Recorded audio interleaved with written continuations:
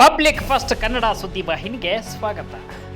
ಈ ವರ್ಷದ ರಕ್ಷಾಬಂಧನ ಹಬ್ಬವನ್ನು ರಾಮದುರ್ಗದ ಪೊಲೀಸ್ ಸಿಬ್ಬಂದಿಯೊಂದಿಗೆ ಹಾಗೂ ಮಾಜಿ ಸೈನಿಕರೊಂದಿಗೆ ಆಚರಣೆ ಮಾಡಿದ ಬಿಜೆಪಿ ಮಹಿಳಾ ಮೋರ್ಚಾ ಪದಾಧಿಕಾರಿಗಳು ಹಾಗೂ ಮಹಿಳಾ ಕಾರ್ಯಕರ್ತರು.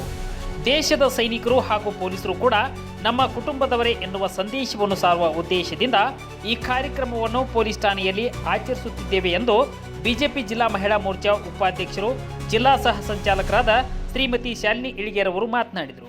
ಇನ್ನು ಈ ಸಂದರ್ಭದಲ್ಲಿ ಮಂಡಲ್ ಅಧ್ಯಕ್ಷರಾದ ಕೆವಿ ಪಾಟೀಲ್, ಮಂಡಲ್ ಸಂಚಾಲಕರಾದ ರಾಧಿಕಾ ದೂತ್, ಸಹ ಸಂಚಾಲಕರಾದ ಮಂಜುಳಾ ಅಕ್ಕಣ್ಣವರ್, ಗೀತಾ ಕಲ್ಲೂರ್, ಬಿಜೆಪಿ ಮುಖಂಡರು ಹಾಗೂ ಎಲ್ಲ ಮಹಿಳಾ ಕಾರ್ಯಕರ್ತೆಯರು ಉಪಸ್ಥಿತರಿದ್ದರು. ಇವತ್ತು ರಾಮದುರ್ಗ ಮಂಡಲದ ವತಿಯಿಂದ ನಾವು ರಕ್ಷಾಬಂಧನ ದಿನಾಚರಣೆಯನ್ನು ಆಚರಣೆ ಮಾಡ್ತಾ ಇದ್ದೀವಿ. ಇವತ್ತು ನಾವು ಆಯ್ಕೆ ಮಾಡಿಕೊಂಡಂಥ ಸ್ಥಳ ಯಾವುದಂದ್ರೆ ಆರಕ್ಷಕ ಠಾಣೆ.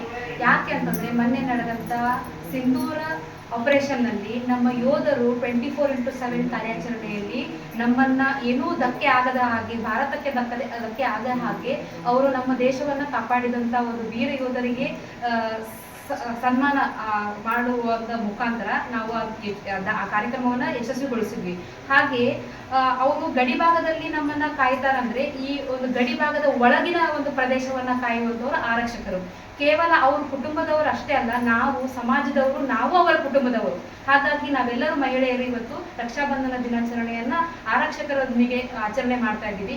ಇದ್ರ ಮೂಲಕ ನಾವೇನು ಹೇಳಲಿಕ್ಕೆ ಇಷ್ಟಪಡ್ತೀವಿ ಅಂದ್ರೆ 24x7 ಸಮಾಜವನ್ನ ಸಂರಕ್ಷಿಸಲಿಕ್ಕೆ ಅವರು ತಮ್ಮ ಮನೆಯನ್ನು, ಕುಟುಂಬವನ್ನು ಲೆಕ್ಕಿಸದೆ ಕಾರ್ಯವನ್ನ ನಿರ್ವಹಿಸುತ್ತಿದ್ದಾರೆ.